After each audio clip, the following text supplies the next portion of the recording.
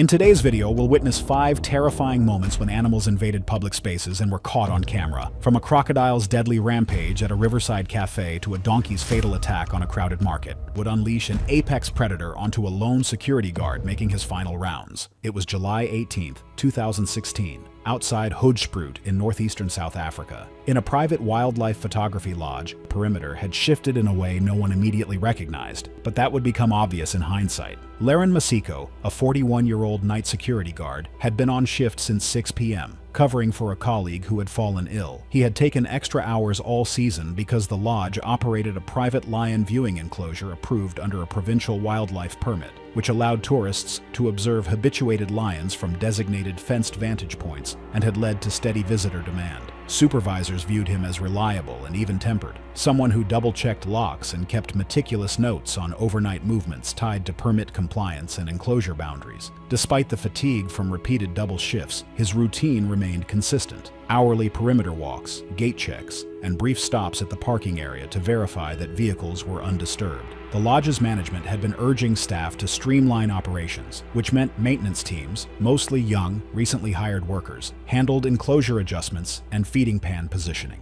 Laurent had voiced mild concern about their inexperience but never escalated it, believing that procedural issues would resolve over time. His goal was simply to finish the season without incident and return to a normal schedule by August. The parking area sat beside a short row of marula trees, where weak, patchy lamplight barely reached the packed dirt. Just beyond the trees, the lion enclosures bordered a fenced channel used for controlled feedings. Typical adult male lions in this region reached weights of 420 to 500 pounds, capable of sprint bursts up to 35 to 40 feet in open areas within seconds. Their jaw strength was substantial, easily exceeding 600 pounds of bite force. Staff were frequently reminded that conditioning lions to associate humans with food, even unintentionally, could strip away natural hesitation within confined spaces, increasing unpredictability during overnight hours. 2 maintenance workers had finished repositioning feeding pans around 8 p.m., trying to prepare for a heavily advertised sunrise shoot. However, they failed to secure a secondary latch on a side gate. Rain earlier that week had warped part of the hinge, and the workers, assuming the main bolt was sufficient, moved on without documenting the issue.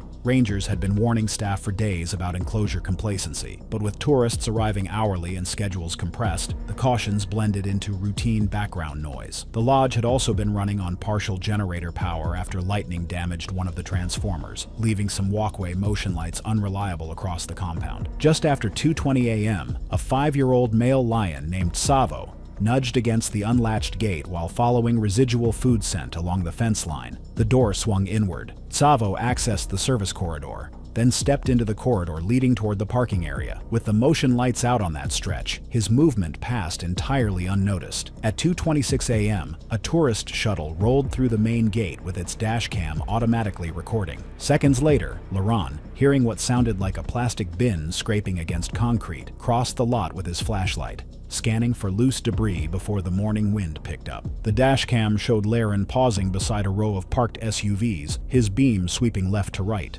A thick shape emerged from behind the farthest vehicle, Savo lowering his head, then breaking into a short charge. The footage captured only silhouettes, angles, and movement vectors in the low light. The specific sequence of bites and injuries described below was later reconstructed from the coroner's report, blood pattern analysis, and trauma findings. Lions often begin attacks with a forelimb swipe or body slam, but habituated individuals conditioned around feeding sessions sometimes skip intermediate displays. Savo lunged directly, jaws clamping around Laurent's left forearm first. Laurent shouted once as the lion shifted its grip higher along the limb, teeth locking near the upper arm. Savo shook him violently, using the leverage of his front paws to partially reposition the body under the SUV. When Laurent tried to press his right hand against the ground to push away, Savo repositioned, driving forward with his chest and locking his jaws across the front of Laurent's throat. Savo kept both forepaws braced on Laurent's torso, delivering short, crushing bites aimed at the neck and upper ribs. Within roughly 40 seconds, Laurent's movements weakened, and he showed no further voluntary response as rapid carotid bleeding spread into the dust. Savo released briefly, circled tightly with its head low, then returned to bite again at the exposed area of the trachea, tearing a section of cartilage. The lion grasped the upper rib cage, shifting his weight to pull the body further under the SUV, where the limited space constrained further repositioning. The dashcam captured the scrape of Laren's boots against the ground as Savo tugged slightly, then settled in a crouched position, panting heavily. While this was happening, the shuttle driver repeatedly slammed his car horn and radioed lodge staff. Rangers arrived approximately 10 minutes and used a darting approach from a safe standoff distance, avoiding entry into the confined space between vehicles. Once the lion retreated in drowsy steps, staff retrieved Laurent, but resuscitation was not attempted due to the extent of injuries. Emergency services reached the lodge shortly after, confirming death on scene. A brief coroner summary noted fatal exsanguination from deep cervical lacerations, complete transection of the left carotid artery, partial destruction of the larynx, and unilateral fractures of the first and second ribs from compressive force. The lodge issued a small statement about operational review and suspended the sunrise photography program. Tourism slowed noticeably, though the facility attempted to avoid public discussion of the event. Laurent's family held a quiet funeral in their village 3 days later, attended mostly by relatives and a few co-workers who had worked long nights beside him. However, even as the escaped lion's attack demonstrated how tourism pressure can turn people into victims, in Malaysia, a waiter would create space between diners and a crocodile, unaware that his protective instinct would trigger a leg-severing death roll. It was May 19, 2018, in Malaysia, near Sandakan, on the lower Sungai Kinabatangan. A sour blend of fish scraps and stagnant tidewater drifted under the wooden stilts of the small cafe. The rear deck, built unusually low at roughly 3 feet above low tide level, left only a shallow rise between the planks and the mudflat below. Ramil Adnan, a 27-year-old waiter, had worked at the Riverside Cafe for 3 years, mostly evening shifts because the tips were better when tourists arrived hoping for wildlife sightings. He lived with his parents and younger sister, saving slowly for vocational school and taking extra hours whenever possible. He cleaned the back deck during low tide, carried bins to the fish scrap chute, and kept an eye on how close large reptiles drifted during feeding times. That year, the cafe's sudden rise in online attention had changed expectations. Management pushed staff to accommodate tourists, filming crocodiles that swam past, turning the wildlife traffic into an unofficial attraction. Ramil disliked how close some visitors leaned over the railing, but he understood why the cafe encouraged it. Increased customers meant more pay and a faster path toward school fees. Additionally, he had handled close approaches before. The cafe faced a stretch of river known for large estuarine crocodiles. Adults often exceeded 1,000 pounds, reaching lengths of 13 to 16 feet, and their jaw pressure could crush bone with more than 3,000 pounds of force. They were ambush predators that used tidal edges to conceal their approach, often floating with only their eyes showing before rising suddenly to lunge. Staff had been instructed during training to avoid standing too close to the low sections of railing, especially during low tide when the reptiles could climb higher. But online attention had turned the cafe into a spot where visitors expected close encounters, and the manager thought the risks were exaggerated. No formal barrier improvements had been made despite staff requests, and authorities had not yet required modifications. On the evening of the incident, a group of teenagers gathered at the rear deck, recording the water with their phones. Low tide had exposed mudflats where fish scraps collected, forming a scent trail that drifted into the channel. At 6:40 p.m., a large estuarine crocodile, later estimated at 13 feet, rose from the murky water and placed its forelimbs onto the deck's edge, its hindquarters and tail still buoyed by the river beneath it. Because of the deck's unusually low clearance, the animal needed only a brief upward push to gain leverage. The teenagers backed up but continued filming.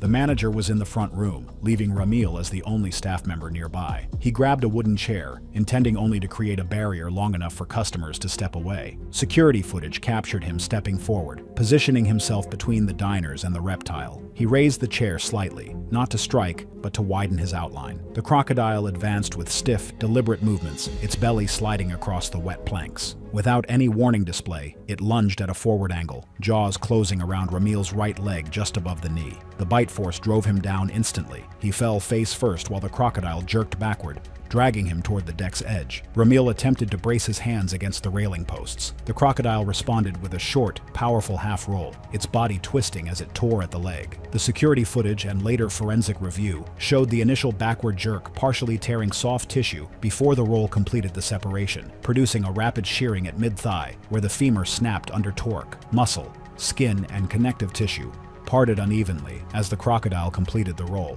pulling the detached lower limb free. Ramil tried to crawl backward, using his arms and his remaining leg, His attempts became weaker within seconds, as the rapid loss of blood caused a sudden drop in responsiveness. Meanwhile, the crocodile gave only 2 brief shakes before securing the severed limb and dragging it over the deck's edge and into the river. Diners screamed and scrambled away, but no one approached due to the reptile's proximity and the volume of blood spreading across the planks. Within about 2 minutes, Ramil stopped moving. Blood seeped between the deck boards, dripping into the tidewater below. The crocodile submerged again, leaving only a broad circle of disturbed water as it vanished. The teenagers continued recording until the manager arrived from the front room and ordered everyone inside. A neighboring shop owner, hearing the screams during the attack, called emergency services. An ambulance arrived in 14 minutes, but medics confirmed death at the scene. Rangers searched the channel but did not attempt immediate capture because the crocodile had already moved out with the tide. A brief coroner summary described catastrophic traumatic amputation of the right leg at mid-thigh, complete femoral transection, rapid exsanguination, and loss of consciousness within approximately 1 minute due to blood loss. The cafe closed indefinitely the following morning and erased its online content. Officials also required the business to suspend operations pending structural review, citing the deck's unsafe proximity to tidal wildlife traffic. Ramil's family held a small burial 2 days later, attended by relatives, neighbors, and a few co-workers who had known him since he first started saving for school. As the crocodile's death roll tore away Ramil's hopeful career in British Columbia,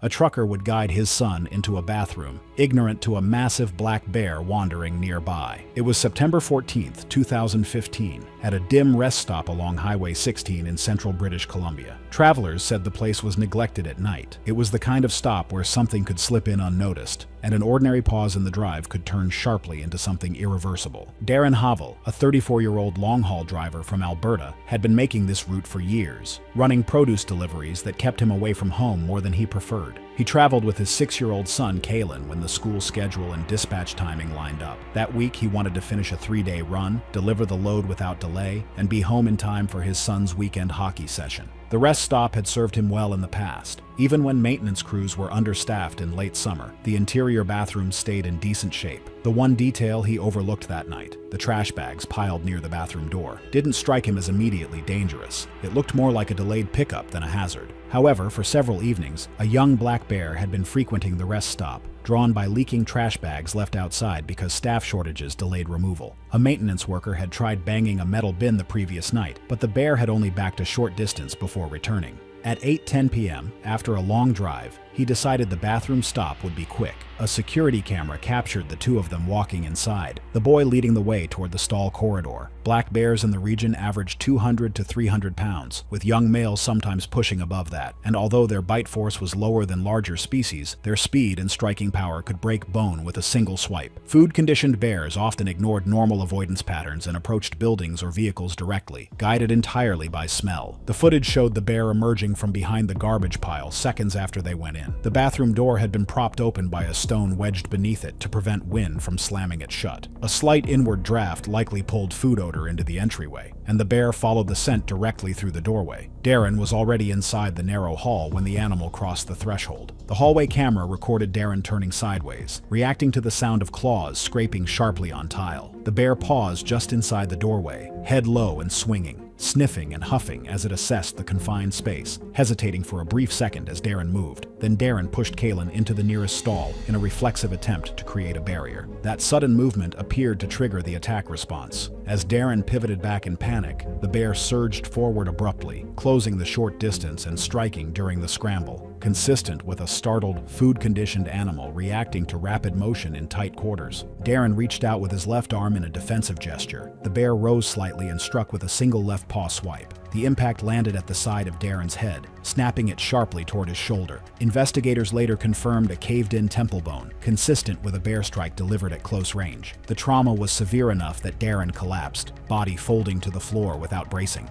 The bear lowered its head and bit into the top of his right shoulder. It shook once, lifting a portion of his upper before dropping it again. The Kalen's screams echoed sharply through the hallway, the only sound besides the bear's huffing breaths and the scrape of its claws shifting for leverage. Two motorists who had been refueling at the lot heard the noise and sprinted inside, one holding a canister of bear spray they kept in their truck. The bear released Darren's shoulder momentarily, reared back, and directed its head toward the stall door as Kaylin continued screaming. Before it lunged again, the motorist discharged a full burst of spray into the hallway. The bear recoiled, shaking its head and smearing blood across the tiles as it retreated out to the trees. One motorist called 911 immediately while the other blocked the hallway to keep the bear from re-entering. Paramedics and police arrived in 17 minutes, approaching cautiously until officers confirmed the bear had fled into the tree line. Darren showed no signs of life. The head injury was listed as the fatal insult. Kaylin was carried out physically unharmed, but in shock. The coroner's lay summary listed fatal head trauma from blunt force delivered by a bear strike, followed by rapid exsanguination from deep shoulder lacerations. Damage to the left temporal region was identified as the decisive cause of death. In the aftermath, public criticism focused on improper garbage management and the absence of overnight staff. Darren's family held a private funeral a week later, attended mostly by relatives and trucking colleagues. Kaylin returned home under extended family care. Yet even as the black bear showed how food-conditioned wildlife can turn routine pit stops into blood-splattered nightmares. In Mexico, a bull from a nearby ranch would charge into students rehearsing a TikTok dance. It was April 22, 2017, on the shoreline of Mazatlan's main public beach in Mexico. Days earlier, storm-damaged fences had left a brown bull loose nearby. Sightings had been reported but not confirmed, and no one yet realized how close it had come. Talia Mendez, 18, had arrived with two school friends shortly after lunch. She was known at her high school as someone quiet, though she had recently started dabbling in TikTok trends, helping her friends film clips and occasionally practicing dance moves for short viral videos. The festival was a rare break before final exams, and Talia agreed to come mainly to support her friends' recording, standing in the background while they captured a group routine against the beach backdrop. Usually, she stuck with the same route to school and usually left events early. But that afternoon, she made one exception. Her friends insisted the festival would help them practice timing and rhythm, and the open sand allowed more space than their schoolyard. Talia agreed, wanting to spend time with them before they all went separate ways after graduation. Cattle from nearby ranches sometimes wandered close to town when fences failed. These stray bulls, typically Mexican Criollo, could weigh up to 1,100 pounds and move unpredictably when startled or stressed. In short bursts, they could charge at speeds approaching 25 miles per hour, and a single horn thrust could penetrate deeply through soft tissue. Most residents knew this in a general sense, but the festival atmosphere made it easy to treat such dangers as distant. In the days before the event, a rancher less than 2 miles inland had reported 3 missing cattle after a section of fence collapsed during a storm. Security teams had been told to watch for animals wandering near access paths, but understaffing left only a few guards covering the entire beach perimeter. Around 5:40 p.m., as crowds thickened, the stray bull appeared at the far end of the service path, head slightly lowered, pacing slowly. Witnesses described it as already agitated, swinging its tail and snorting as it approached the festival perimeter. 2 guards tried to redirect it by waving jackets, but their movements only caused the animal to paw at the sand. Talia's group kept filming, and her friends later said that they assumed the guards were part of a staged performance. The bull hesitated, shifted its weight, and began angling toward the cluster of people near the speakers. It closed the distance quickly. Footage recovered later from Talia's phone was shaky and uneven,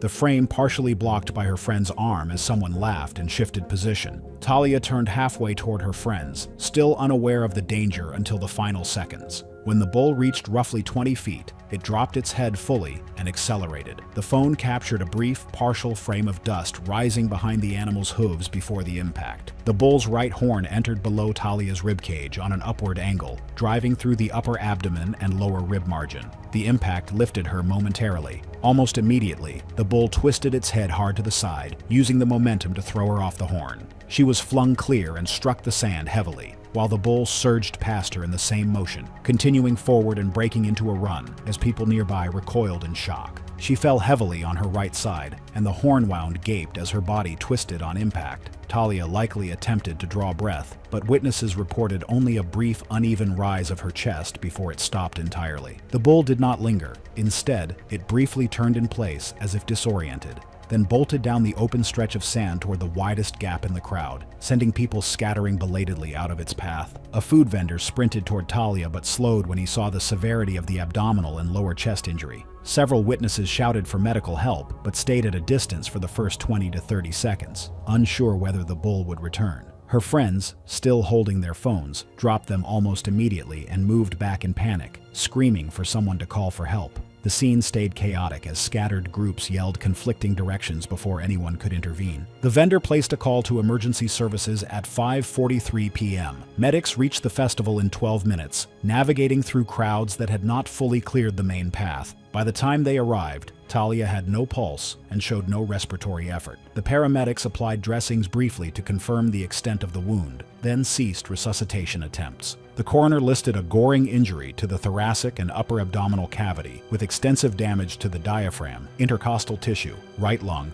and major vessels. Clinical notes identified catastrophic internal bleeding as the immediate cause of death. Festival organizers issued a brief statement acknowledging an animal intrusion without referencing Talia by name. Her friends, shaken and tearful, struggled with guilt and shock in the months afterward. Talia's school held a small memorial in the courtyard later that week, attended mainly by classmates and teachers. Talia's death demonstrated how an escaped livestock can turn celebrations into goring grounds. Meanwhile in Egypt, a vendor would try to pull her crates toward the railing as a panicked donkey lashed out, delivering a skull-fracturing kick. It was October 3, 2014, in Luxor, Egypt. On the pedestrian bridge over the Nile, the crowd moved in slow, pulsing waves. The first distant shouts hinted that the bridge's usual rhythm was about to be shattered by a single, uncontrolled animal. Nadia Shakri, a 52-year-old produce seller, had worked the bridge for nearly 2 decades. She was infamous for scamming tourists, inflating prices based on the size of their camera bags, claiming fruit slices were free gifts only to demand payment, and using fast talk and physical blocking to trap hesitant visitors into buying. Her tactics, stepping into paths, angling her body to cut off exits, and leaning close while pitching, made her profitable but widely disliked among other vendors. Nadia also had a reputation for stubborn efficiency. She stacked crates tightly to conserve space, tied loose tarps under the stall lip, and kept her balance by pressing one foot against the railing whenever crowds surged. When she noticed teens hitting a donkey tied to a nearby cart with sticks, she barely glanced over. Shifting her attention away from potential customers was, in her view, a bigger financial risk than ignoring misbehavior. Donkeys, especially smaller working hybrids common in Luxor, weigh 400 to 500 pounds and are capable of delivering rear kicks with forces high enough to fracture thick wood boards. Their eyes are set wide, giving them broad peripheral vision, but poor depth perception directly behind them, making sudden rear contact one of their most frequent triggers. When cornered or struck, they instinctively lash out before attempting to flee. 2 fruit sellers had shouted at the teens to stop hitting the donkey, but they kept on going. By the time the donkey snapped the frayed rope securing it to the cart and sprinted down the walkway, several phones, initially capturing the animal cruelty, were already recording the sudden movement, and the bridge fragmented into chaotic pockets. Baskets toppled, tourists pressed to the railing, and vendors tried to protect their stalls from the impact of a panicked animal pushing blindly through the funnel. Nadia reacted late. She turned and saw the donkey running toward her. It kicked out with full force, both hooves striking backward in a broad, uncontrolled arc. Shaky phone footage later recovered showed her still angled toward her crates when the animal closed the last few feet. One hoof impacted the left side of her face. Witnesses described a sharp, dry crack that cut through the crowd noise. The blow drove her head sharply back, producing rotational force consistent with high-velocity hoof impact, dislocating her jaw and driving force toward the base of her skull. She dropped instantly, her knees folding before her body hit the railing edge. Blood ran quickly onto the planks from her nose and ear as she lay on her right side. The initial kick alone accounted for her immediate collapse, with witnesses later stating she did not attempt to rise or shield herself afterward. The donkey, still scrambling for traction, thrashed blindly as it surged past her position, its hooves striking the planks near her head and shoulder, outside the clear view of most cameras. The secondary glancing blow making contact was shown on the autopsy, the animal's uncontrolled movement driving force into her upper torso and neck region, contributing to deep internal bleeding and soft tissue trauma without a clearly observed point of impact. Witnesses later said her arms did not move after the first strike. Her eyes remained half open, unfocused, as her body slackened fully into the narrow space between her stall and the railing. For several seconds, the walkway froze. A few teens ran, others shouted, and vendors surged toward the donkey to drive it away. It bolted across the remaining length of the bridge, knocking over 2 baskets before disappearing toward the street.